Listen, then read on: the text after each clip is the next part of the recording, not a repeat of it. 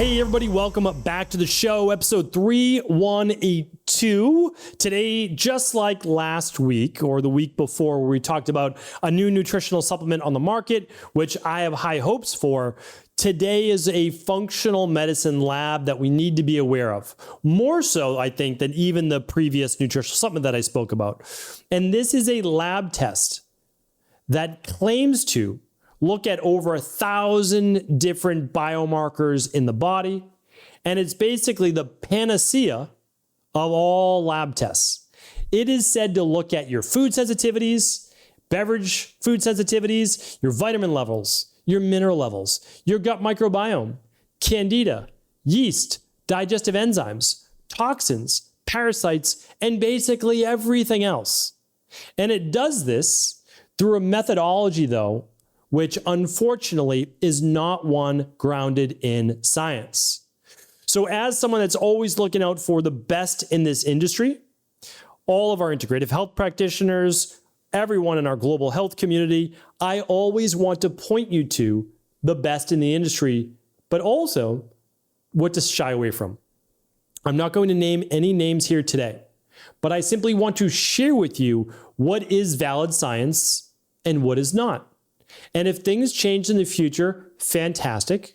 But the reason I'm calling this out, and I almost never do this, is that this lab company and others like it are hurting the industry and they cannot get reproducible results. They are not CLIA certified labs. So it's like looking at a nutritional supplement and it's not GMP certified. It's not Good Manufacturing Practices certified. And if it's not, you don't really know what laws they're abiding by. So this particular food sensitivity test, this kind of all-in-one lab test, it'd be amazing to have an all-in-one lab test. Don't you want, I would for sure offer that. I would want to get you an all-in-one lab test. Here's the problem though. If you're looking for parasites and you're looking for bacterial overgrowth in your gut, there's only one great way to find it. That's a stool test. If you want to look at your hormones, your thyroid, your vitamin D, your insulin, your hemoglobin A1C, needs to be a finger prick or blood taken. If you want to look at your sex hormones like estrogen and progesterone and testosterone and DHEA and cortisol, which are stress hormones, you can look at it in blood or you can look at it in saliva. If you want to look at your food sensitivities, it has to be blood, finger prick or blood draw. If you want to look at your mineral levels, you can look at it in blood or hair. If you want to look at yeast overgrowth or mitochondria or any metabolic waste or vitamin levels, you look in the urine. If you want to look at your omega-3 to omega-6 levels, only one place to look at it, that is the blood. So you can do a finger prick at home or a blood draw. So when we're looking at all of these different labs, when we look at the big five labs, we'll call it. By the way, the big five labs you can get anywhere you want. You can go to your naturopathic doctor, integrative health practitioner. So I'm not saying that you need to work with Equilife, but what I want to say is that there's only one best way of doing things. But there's other ways that are just not as great, but there's other ways that are just not factual. And so this lab is a hair test. And this gives the hair tissue mineral analysis and the minerals and metals test, though, a bad name because it gets all lumped together. And we have to be careful with this as an industry because we are saying that you can look at parasites, candida, digestive enzymes, toxins, gut issues, food sensitivities, vitamin levels in your hair. And you absolutely can't.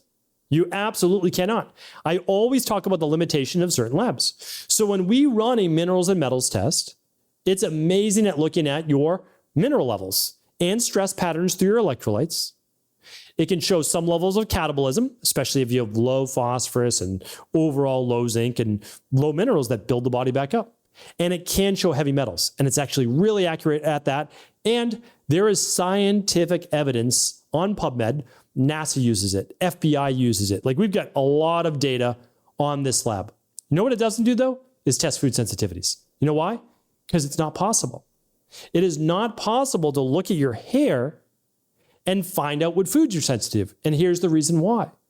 When you look at a food sensitivity test, you're basically taking a drop of blood, whether from your finger or a blood draw, and then you are putting that in, let's say we do about 190 different foods. So you drop them in the vials, and you look at the reaction to those different foods. So the proteins in those foods, how do they react with your blood, with your white blood cells, namely the immunoglobulin G, right? How do they react? That's what you're looking for. There is no scientific evidence on how to do that with hair. And that's why we don't use hair for food sensitivity testing. But this lab says, discover the exact foods that your body has a biological preference for, which toxins your body needs to detox, which, by the way, unless it's heavy metals, you're not seeing anything else there. Because they haven't, I mean, maybe in the future, they'll be able to look for PFAS and other things as well. We don't know that yet. In the future, maybe. Vitamins, minerals, and fatty acids you're low on. Okay, well, not possible to look at vitamins in your hair, not to a great degree. Minerals, absolutely. Fatty acids, no, not able to. The exact strains of candida overgrowth you may have, absolutely don't see candida in the hair. Which strains of friendly bacteria your digestive system needs? No, you can just only make references, but there's no evidence there. Which digestive enzymes are being depleted? Can't do that either. Specifically because you can't see your fat digestion and those things through the hair. So here's the issue. This analysis says that it works, if you're probably wondering, well, how are they saying it works? It works through bioenergetic testing. So the method essentially assumes that the hair contains an imprint of an individual's energetic and biomechanical makeup. Basically an energetic imprint on the hair. That's what they're looking at. That's why they don't even need that much hair. The hair sample is too small for us to even use at our lab for like what is legitimate, which is minerals and heavy metals. But they're saying that there's an electromagnetic frequency with all of these things that's in the hair. Now, I am not actually a non-proponent of energy-based medicine. I'm not at all. I truly believe the future of medicine, and I can say it right now, I truly believe the future of medicine is sound and frequency, we'll include those together, and light.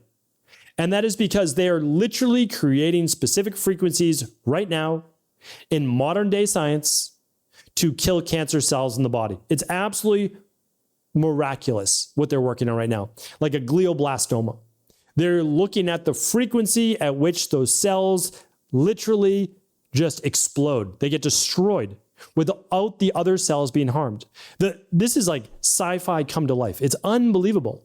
So do I believe this? Yes. Do I believe they may have even had this in ancient times? Very possible. Very possible. I don't know.